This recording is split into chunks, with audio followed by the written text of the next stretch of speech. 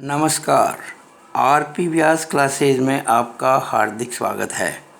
Class 10th में mathematics subject में chapter 12 है वृत्त यानी कि सर्कल, और उसकी विविध प्रश्नावली यानी कि मिसलिनियस एक्सरसाइज का जो क्वेश्चन है 27, इसे मैं सॉल्व करने जा रहा हूँ इस यूट्यूब के माध्यम से।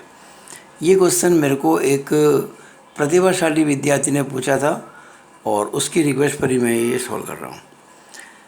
क्वेश्चन क्या है उसको आप पहले समझ लें। देखिए, एक बात मैं कहना चाहूँगा कि कुछ क्वेश्चन जो होते हैं वो समझने में कठिन होते हैं लेकिन आसान होते हैं बहुत सॉल्व करने में।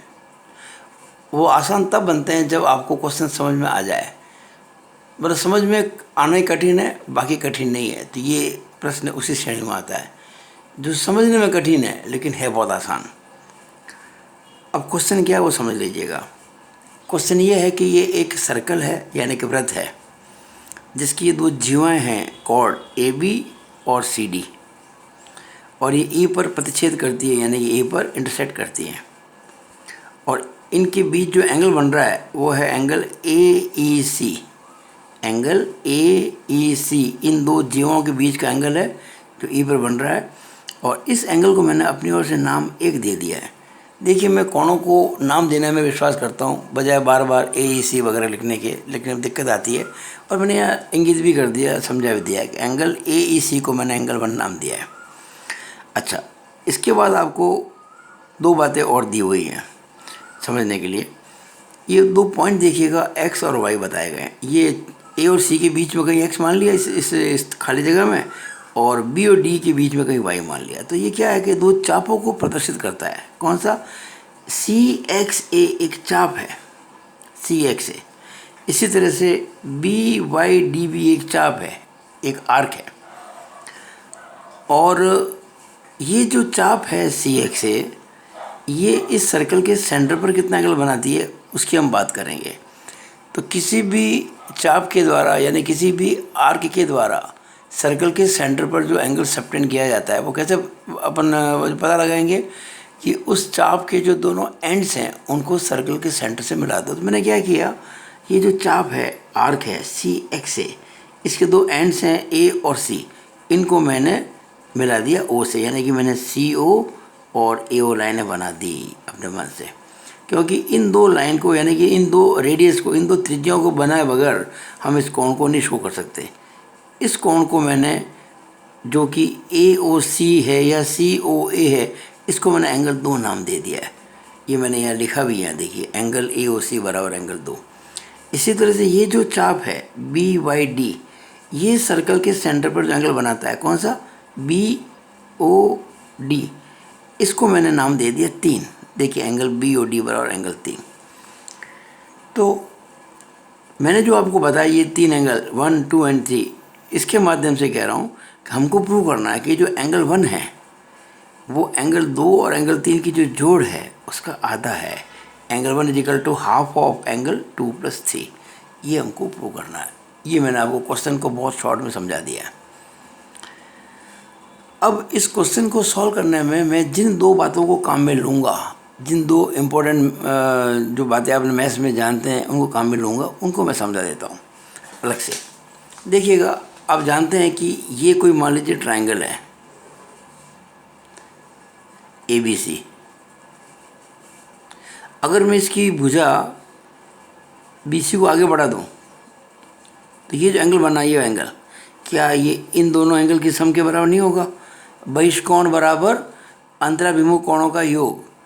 Exterior angle is equal to sum of the 2 interior opposite angles. मान लीजिए ये एंगल है 70 डिग्री, ये एंगल है मान लीजिए 40 डिग्री, दोनों मिलके कितने हो गए? 110 डिग्री। ये कितना हो जाएगा? क्योंकि तीनों एंगल की सम होती है 180, 110 गए तो बचे 70, ये एंगल 70 हो गया। अगर ये एंगल 70 है तो ये कितना हो गया? पूरा कोण कितना होता है? रेखिक कोण युग्म 180 डिग्री, 70 घटा दो तो 110 भाग नहीं हुआ। अब बताओ ये जो एंगल 110 है ये इन दोनों की जोड़ है कि नहीं है? 40 और 70 की होता ही है। ये चीज़ मैं काम में लूँगा इस क्वेश्चन को सॉल्व करने में, कि बहिष्कोण जो होता है किसी त्रिभुज का वो अंतराभिमुख कोणों के योग के बराबर होता है। एक तो मैं इस चीज़ को काम में लूँगा। दूसरा क्या है कि जैसे ये कोई सर्कल है और ये उसका चाप है, सर्कल का आर्क है। मान लीजिए ये चाप ये सर्कल का सेंटर है ना, इस पे एंगल बनाता है ये वाला, ये एंगल, और यही चाप, चलो नाम देता हूँ ए बी, और यही चाप इस पोर्शन को छोड़ के जो बाकी की बची है उस पे एंगल बनाता है, मान लीजिए ये वाला, ये वाला। तो आप जानते हैं अगर ये एंगल थीटा है तो ये एंगल 2 थीटा होगा कि नहीं होगा, ये आप पढ़ चुके थ्योरम एक, ठीक है ना, कि किसी चाप के द्वारा केंद्र पर अंतरित कोण शेष परिधि के किसी बिंदु पर अंतरित कोण का दुगना होता है। अगर ये कोण 30 है तो ये कोण 60 होगा, ये कोण 20 है तो ये कोण 40 होगा, ये कोण थीटा है तो ये कोण 2 थीटा होगा। तो इन दो बातों को, एक तो इसको और इन दो बातों को मैं इस क्वेश्चन को सॉल्व करने में काम में लूँगा। कैसे काम लूँगा आप देखिए इसको, इसी को भी। तो क्वेश्चन मैंने समझा दिया था आपको पूरा, और ये हमको प्रूव करना है कि एंगल 1 जो है वो एंगल 2 और एंगल 3 की जो जोड़ है उसका आधा है। अब देखिए कितना आसानी से इसको सॉल्व कर देते हैं। ध्यान से देखो इस क्वेश्चन को आप, कि हमने क्या किया, एक कंस्ट्रक्शन किया, बी से सी को मिला दिया, बी से सी को मिला दिया, तो मिलते ही एक ट्रायंगल बन गया बी सी ई, और इसके इस एंगल को मैंने 4 नाम दे दिया और इस एंगल को मैंने 5 नाम दे दिया। ये मैंने साइड में लिखा हुआ है, एंगल ए बी सी बराबर angle 4, angle A B C, angle A B C ये वाला एंगल 4, और angle B C E, angle B C E ये वाला, ये एंगल 5। ये मैंने अपनी ओर से कह दिया इसको। अब देखना ध्यान से आप, मैं इस क्वेश्चन को मौखिक सॉल्व करता हूँ। अब देखें ध्यान से कि ये जो एंगल है 2, ये जो एंगल 2 है, ये एंगल 2, क्या ये एंगल 4 का दुगना नहीं है? एंगल 2 जो है एंगल 4 का दुगना है कि नहीं है? कैसे? कि ये जो एंगल 2 है ये चाप सी एक्स से बनाता है केंद्र पर, और वही चाप बनाता है इस एंगल पर, इस remaining part of the circle पे बनाता है एंगल 4। वही चाप देखिएगा, ये सी से बी को मिलाया था, सी से ए से बी को मिलाया था, एंगल बना था हमारा 4। तो angle 2 is equal to twice of angle 4। Similarly ये जो एंगल 3 है, ये वाला एंगल 3, ये ट्वाइस ऑफ एंगल 5 है। Angle 3 is equal to angle 5 का ट्वाइस। क्यों? कि ये जो आर्क है बी वाई डी, ये सेंटर में एंगल कितना बनाता है? 3। देखिए ये आर्क कौन सा, बी वाई डी, ये केंद्र पर कोण कितना बनाता है? 3। और वही arc remaining part of the circle के पॉइंट सी पर कितना एंगल बनाता है? एंगल 5। कौन सा आर्क है? वही सेम बी वाई डी। तो ये बी सी डी ये एंगल, या बी सी ई कह दो, एक ही बात है, ये एंगल 5 है। इसको मैंने 5 और 4 नाम दे दिए। तो ये मैंने आपको बताया कि एंगल 2 जो है एंगल 4 का दुगना है, और जो एंगल 3 है वो एंगल 5 का दुगना है। अब अगर मैं इन दोनों एंगल को जोड़ लूँ, यानी कि इस इक्वेशन के अंदर ये इक्वेशन जोड़ लूँ, तो ये एंगल 2 प्लस एंगल 3 हो जाएगा। इन दोनों में देखिए 2, यहाँ भी 2 से गुणा हो रहा है, यहाँ भी 2 से गुणा, 2 कॉमन आ गया, और क्या बचा? एंगल 4 और एंगल 5 की जोड़ बच गई, एंगल 4 प्लस एंगल 5। तो इसको कह सकता हूँ एंगल 2 प्लस एंगल 3 बराबर 2 इंटू, और ये जो 4 और 5 की जोड़ है वो एंगल 1 के बराबर है। देखिएगा ये सी बी ई एक ट्रायंगल है जिसको मैंने रेखांकित किया है, सी बी ई। इसकी भुजा बी ई को मैंने आगे बढ़ाया ए तक, ये एंगल बन गया बहिष्कोण एक्सटीरियर, और ये 2 है इसके इंटीरियर ऑपोजिट एंगल अंतराभिमुख कोण 4 और 5। तो 2 बराबर 4 प्लस 5 है। तो मैं 4 प्लस 5 एंगल को एंगल 2 कह सकता हूँ, 2 इंटू एंगल 2, 2 इंटू एंगल 2। इसका मतलब 4 प्लस 5 को मैं कह सकता हूँ एंगल 1 के बराबर है ना। ये 4 प्लस 5 ही एंगल 1 के बराबर है। तो हो गया 2 इंटू एंगल 1। अब एंगल 1 कितना हो गया, एंगल 1 हो गया, ये 2 से चला जाएगा ना, 1/2 इंटू एंगल 2 प्लस एंगल 3। यही हमको प्रूव करना था। एंगल 1 बराबर 1/2 इंटू एंगल 2 प्लस एंगल 3।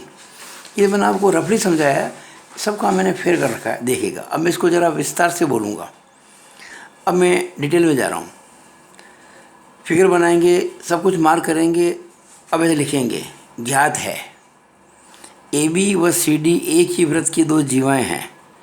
मैं इंग्लिश में जो लिखा है उसको मैंने बॉक्स में लिखा हुआ है, A B and C D are 2 chords of a circle. दूसरा क्या आपको पता है कि ए बी व सी डी ई पर प्रतिच्छेद करती हैं। It means A B and C D intersects at E. उसके बाद हम बता रहे हैं आपको ये चीज़ सिद्ध करना है, to prove angle A E C is equal to half of angle चाप सी एक्स ए द्वारा केंद्र पर अंतरित कोण प्लस चाप डी वाई बी द्वारा केंद्र पर अंतरित कोण। इसको मैंने लिख दिया angle 1 is equal to half angle 2 plus angle 3, जो आपको अभी एक्सप्लेन किया था मैंने। फिर हमने की रचना, यानी कि कंस्ट्रक्शन, क्या की, बी और सी को मिलाया और हमने एंगल ए बी सी को 4 नाम दे दिया और एंगल बी सी डी को 5 नाम दे दिया, जो मैं ऑलरेडी आपको लिख के समझा चुका था। ये देखिए, एंगल ए बी सी बराबर 4, एंगल बी सी बराबर 5। एंगल बी सी को 5 कहा ना मैंने, एंगल बी सी ई, बी सी ई, हाँ ठीक है, बी सी ई कह दो या बी सी डी कह दो, एक ही बात। यहाँ मैंने बी सी डी लिखा हुआ है। कारण क्या है कि मैं चाहे बी सी ई बोलूँ या बी सी डी बोलूँ, लाइन तो वही है, कोई फर्क नहीं पड़ता है, ये बात है। अब देखिए, मैंने अभी जो बताया था बहिष्कोण वाला, वो इसमें समझा दिया है। देखिए, ये जो ट्राइंगल था ना, कौन सा, सी बी ई, इसको आगे मैंने ए तक बढ़ाया था, ये मैंने यहाँ शो किया हुआ है, देखिएगा। ये सी बी ई इसकी आगे बढ़ाया। ये एंगल 1, तो एंगल 1 किसके बराबर है, एंगल 4 प्लस एंगल 5 लिखा हुआ है यहाँ पे। Angle 1 is equal to angle 4 plus angle 5। ये बहिष्कोण है, ये दो अंतर्भिमुख कोण है, ये एंगल एक्सटीरियर, ये है इंटीरियर अपोजिट एंगल्स। तो ये बात मैंने आपको समझा दी यहाँ पर। अब देखिएगा, जो मैंने आपको समझाया था कि जो एंगल 2 है वो 2 गुणा एंगल 4 है। देखिए, अभी आपको समझा था फिगर में मैंने आपको कि जो एंगल 2 है वो एंगल 4 का दुगुना है। इसी तरह से जो एंगल 3 है वो एंगल 5 का दुगुना है। ये बात देखिए मैंने, angle 2 is equal to 2 into angle 4 और angle 3 is equal to 2 into angle 5। इन दोनों इक्वेशन को मैंने 1 और 2 नाम दे दिया। अब मैंने क्या किया, यहाँ पे लिख दिया कि इक्वेशन 1 और 2 को ऐड करेंगे तो क्या आएगा, angle 2 plus angle 3 is equal to 2 common आ जाएगा और एंगल 4 प्लस एंगल 5। देखिएगा, इनको जोड़ेंगे ना, angle 2 plus angle 3 is equal to में 2 कॉमन आ गया और एंगल 4 प्लस एंगल 5। और एंगल 4 प्लस एंगल जो 5 है, ये मैं आपको समझा दूंगा था, एंगल 1 के बराबर है। देखिए वाला एंगल 4 प्लस एंगल 5 बराबर एंगल 1। और अब मुझे एंगल 1 निकालना था, इधर 2 से एंगल 1 का मल्टीप्लाई हो रहा था, 2 इधर लेके आ गए, तो 1/2 एंगल 2 प्लस एंगल 3 इति सिद्धम हैंस प्रूफ। ये बीच में जो मैंने लिखा हुआ है ना, ये वो बातें लिखी हुई है जो आपको मैंने बोल के सुनाई हुई है कि वृत्त के चाप के द्वारा केंद्र पर अंतरित कोण उसी चाप द्वारा वृत्त की शेष परिधि पर किसी बिंदु पर अंतरित कोण का दुगुना होता है। ये मैंने इसको लिखा हुआ है इंग्लिश के अंदर। तो ये करके मैंने आपको ये पूरा क्वेश्चन समझाया है। मुझे पूरी आशा है कि आपको ये बहुत अच्छा समझ में आ गया होगा। अगर आपको मेरा ये वीडियो अच्छा लगा हो तो आप इसको ज़रूर लाइक करें, मैक्सिमम शेयर करें। और अगर आपको मेरा ये तरीका अच्छा लगा हो और आप चाहते हैं कि मैं पूरे वर्ष आपको, खैर अभी तो कुछ बच्चों की परीक्षाएं हैं, लेकिन ये केवल परीक्षा वाले बच्चों के लिए नहीं है, ये तो हमेशा के लिए जो YouTube पे ये अपलोड हो रहा है, तो बच्चों को समस्याएं, उनकी सारी समस्याएं सॉल्व होती रहेंगी। तो आप मेरे चैनल जो है YouTube चैनल RP व्यास क्लासेस को ज़रूर सब्सक्राइब करें। एक बात मैं आपको और कहना चाहूँगा कि मैं 9th 10th 11th 12th इन चारों क्लासेस की जो मैथ उस पर काम कर रहा हूँ और लगातार वीडियो अपलोड कर रहा हूँ। और इसके अलावा डिप्लोमा इंजीनियरिंग जो होता है उसमें जो सब्जेक्ट है सिविल इंजीनियरिंग के, strength of material, survey structure, RCC, steel design वगैरह, तो मिला के सब मिला के कोई 11 विषय पे मेरा काम चल रहा है, 11 सब्जेक्ट, और ये फ्यूचर में बढ़ेगा। तो मैं चाहूँगा कि आपके माध्यम से कई लोगों को पता पड़े और ये चैनल सब्सक्राइब करें, ताकि मेरे वीडियो से उनको बहुत फ़ायदा होगा in the engineering field also. तो मैं अपना ये जो अपनी बात यहीं पे ख़त्म करता हूँ। It is all over about this video. Thank you.